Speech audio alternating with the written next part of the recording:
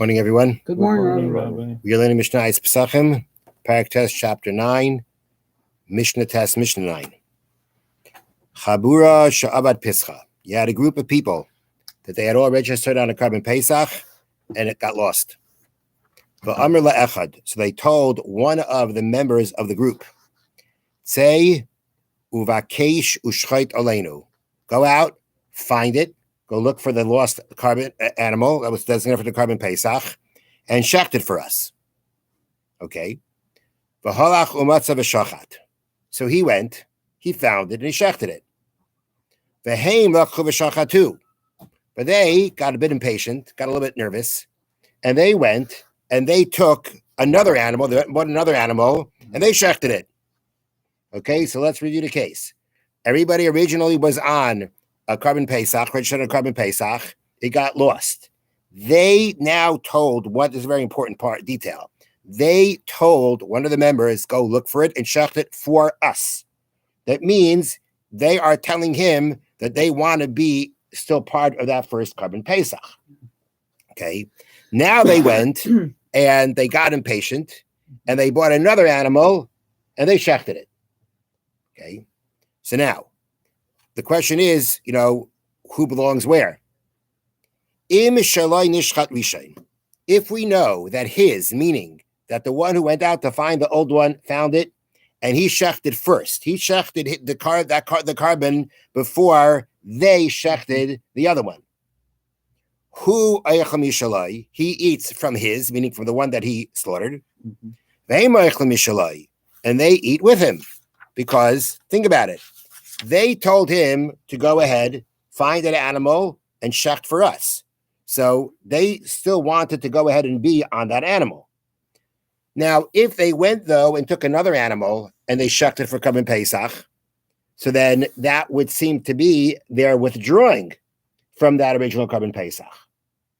But if their act of shechting the second animal as a carbon Pesach came after the first one, so that means that when the first one shechted it, they were still part of it because they didn't withdraw from it yet. We only know they're withdrawing when they go ahead and shecht their other animal. So being that his animal was shechted first, and they wanted him to shecht it for them, so therefore, and they never withdrew from that first one as at that point of time. So it comes out that he shechted the animal for himself because he was always on that one. He was never part of the second one. And they could eat from it also because of the fact that at that point of time, they had not withdrawn from the first carbon Pesach, and therefore they're included. So therefore, that's why we say, Hu Eichami Shalai, he eats from his, and they eat also from his. The Mishalahen Nishchat Rishain. But let's say the case is that they shechted theirs first. Meaning, they had already, before the first one was shechted, they took another one and they shechted the second one. Already at that point, we say, Heim Eichami Mishalahen, they eat from theirs. If they shechted their animal before the first animal was shechted, that means they withdrew from the first animal, which they could because that animal is still alive. That was a halacha we had before. You can withdraw from a carbon Pesach until you shecht it. Well, if they shechted the second one before the first one was shechted, then that was an act of them withdrawing from the first one, which they could because the first one had not yet been shechted. And at the end, what comes out is, Hey, they eat from theirs because they're not part of the second carbon. He eats from his. He never went on to the second one. He was always looking for the first one. He never was part of the second one. And therefore, at the end of the day, it's his soul. He's his soul carbon Pesach. Now, in the first case, it's important to point out that when we say that when his was shechted first, that they eat with him, that means they can't eat from the second one because they never withdrew from the first one. And the second one that they shechted as a carbon Pesach was really shechted as a carbon Pesach that has no owners. So the halacha there is what happens to the animal. That animal is ownerless and it has to be burned because it was slaughtered as a carbon Pesach, but it had no owners. It's invalid. Got to burn it now. It's not, you can't go letting it, it's not pasturing, it's dead. Now, the Mishnah then says, let's say you don't know which one was slaughtered first. Or they both slaughtered it at the same time. Now, that doesn't mean, you know they exactly did at the same time, but it's really the same thing as the first case. Either you just didn't know, you don't know, or they shechted it so close to each other that we don't know. Now, so what happens then is, so now we have a question, right? If we don't know which one was slaughtered first, so the guy who went to look for the Karban Pesach and shechted that first Karban Pesach, he's for sure part of that. That's not a question. The question is, the rest of the people who got a second Karban Pesach and shechted it, we don't know where they belong because we don't know which one was shechted first. Are they part of the first or are they part of the second? So in this case, he eats from his own because he's for sure on the first one. And they can't eat with him because we don't know if they're part of the first one. If they shechted their animal before his, then they were part of the second one, not part of the first.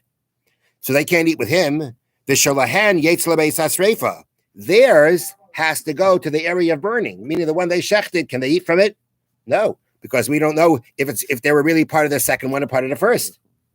So what do you do with that animal? It goes out to the beis hasreifa. There was an area in the Beis Hamikdash where there was an area right in the chutzner, in the courtyard of the Beis Hamikdash where invalid sacrifices were burned, and that's what it means. Yetzel beis hasreifa goes out to the area of burning.